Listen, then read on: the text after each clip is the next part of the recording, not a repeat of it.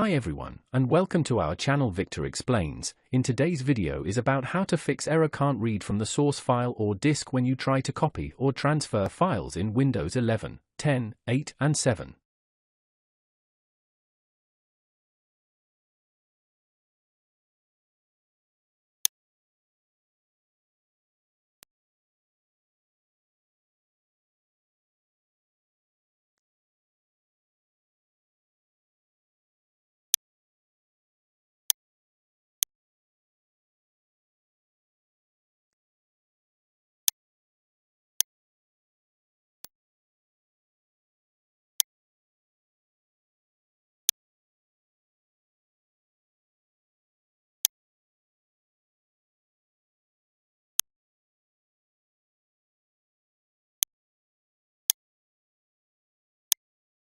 If you found this video helpful, please like to encourage us and subscribe to our channel. Leave comment and share it with others so they can benefit too.